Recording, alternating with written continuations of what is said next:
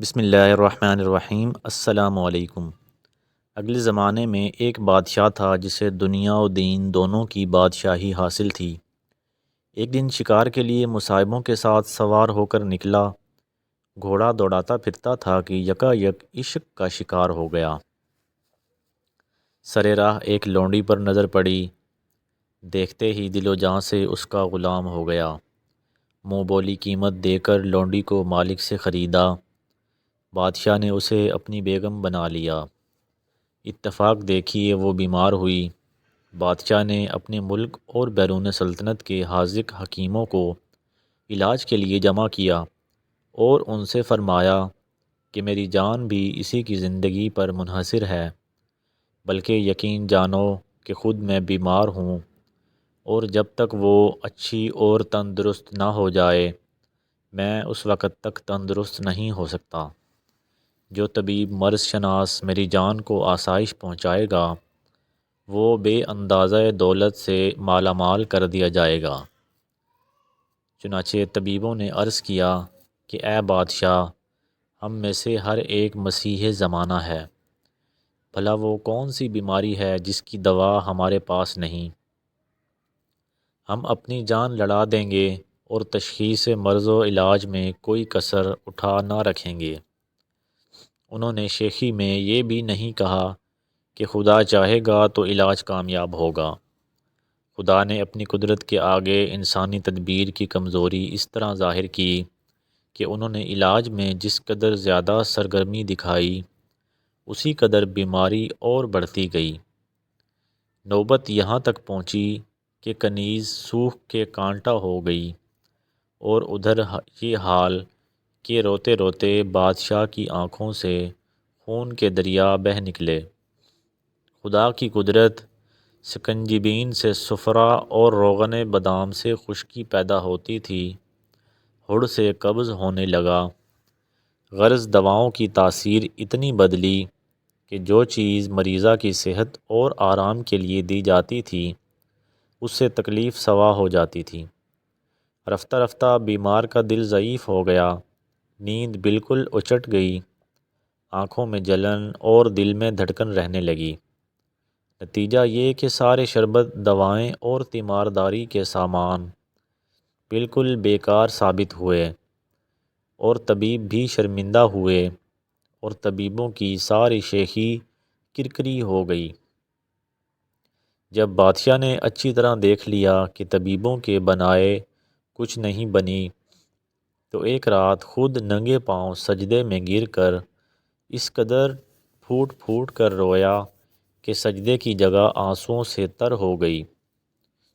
جب ذرا دل ٹھہرا تو دعا کے لیے ہاتھ اٹھائے اور عرض کیا کہ یا مالک، سارے جہان کی بادشاہت بخش دینا تیری ادنا بخشش ہے۔ اس کے مقابلے میں یہ بندہ جو آرزو لے کر حاضر ہوا ہے وہ کیا حقیقت رکھتی ہے؟ ہماری ساری دوا دوش اور ان طبیبوں کی تدبیر تیری رحمت کے اشارے کے آگے گرد ہیں۔ اے سارے عالم کے حاجت روا، ہم نے بہت ہی غلط راستہ اختیار کیا کہ تجھ سے مدد نہ چاہی اور اپنی کمزور تدبیروں پر اڑے رہے۔ اے سارے جہان کی فریاد سننے والے، تو نے خود ہی فرمایا ہے کہ میں ہر بندے کے دل کی بے تابی سے واقف ہوں، مگر بخشش اور عطا اسی پر کی جاتی ہے جو اعلانیہ بھکاری بن کر ہماری بارگاہ میں ہاتھ پھیلائے۔ بادشاہ نے ایسی تڑپ کر دعا کی تھی کہ دریائے رحمت میں جوش آ گیا۔ بادشاہ کو نیند کی سی غنودگی طاری ہوئی۔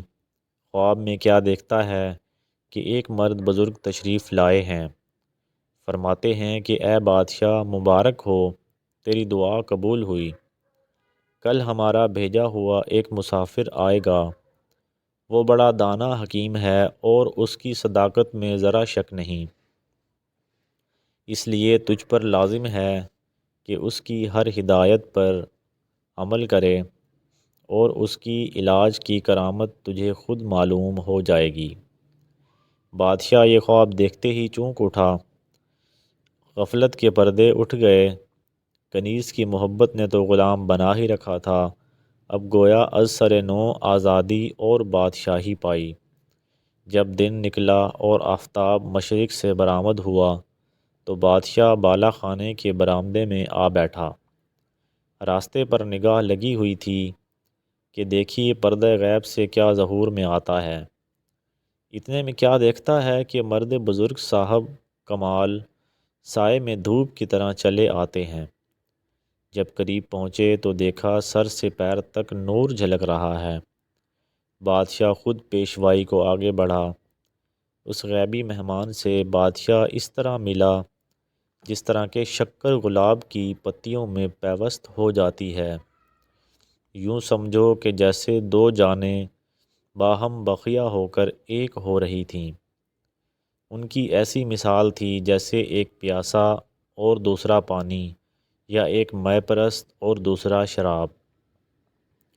الغرض اسے دیکھ کر بادشاہ نے اپنے جی میں کہا کہ اے مرد خدا، میرا معشوق تو دراصل تو تھا، لیکن جہاں میں ایک کام دوسرے کام کے ذریعے سے ہی پیدا ہوا کرتا ہے، سو اس عشق کا ذریعہ کنیز کا عشق ہوا۔